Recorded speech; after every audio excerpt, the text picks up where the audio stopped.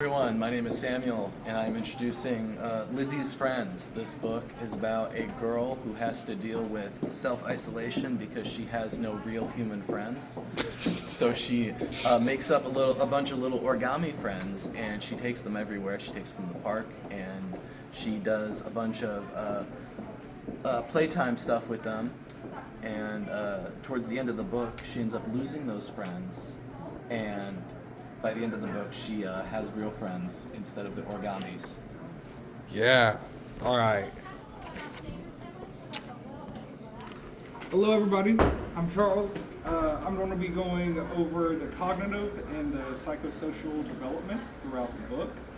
One was for cognitive, one was theory of mind.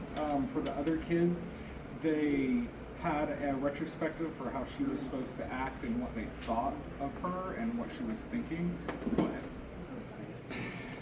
ahead. And then decided to act or not act. And in this case, she mainly chose to not act.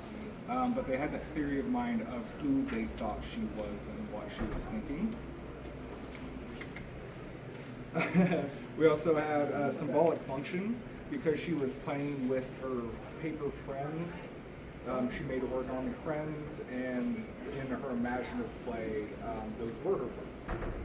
Then and then we had empathy. She had a little girl who had empathy for her and came up and asked her how she made the origami and wanted to show her and intended to become friends with her. Then for psychosocial, we had, of course, her imaginary companion. She had her paper friends that she developed in her lack of having friends.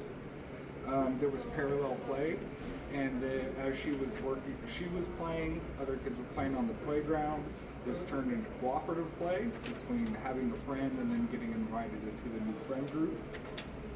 And lastly, there was a big self-esteem component because she learned how to be okay with being alone and making her own friends and being okay in that environment, as well as the confidence in finding new friends.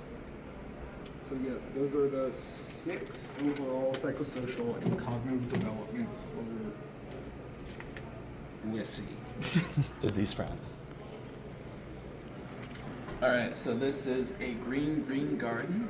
This is about a boy and his family who go on the adventure of planting a full garden. I believe it's cucumbers, I think, is the plant of choice.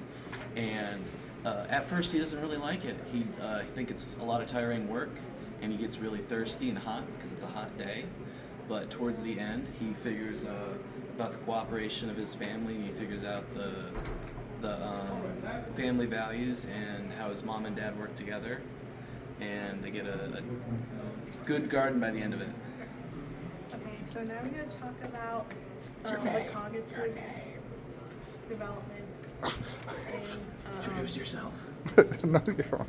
in the book. So first there's theory of mind, going to the store and buy seeds, and he understands what they're doing because they're buying the seeds. There's also conservation.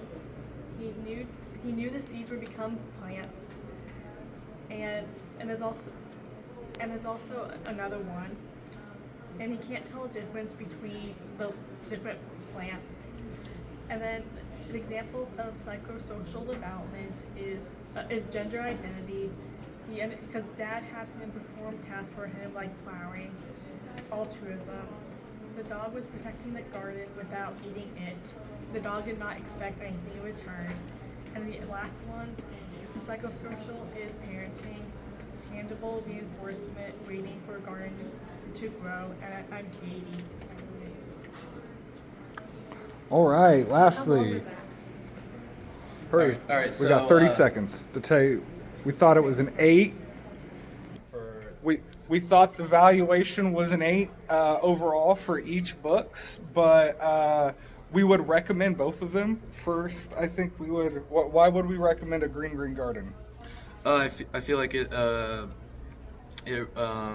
recommends interfamily cooperation Yeah. and the advanced thought and all that. And I would recommend Lissy's Friends because incites both social cooperation and personal isolation in a healthy manner.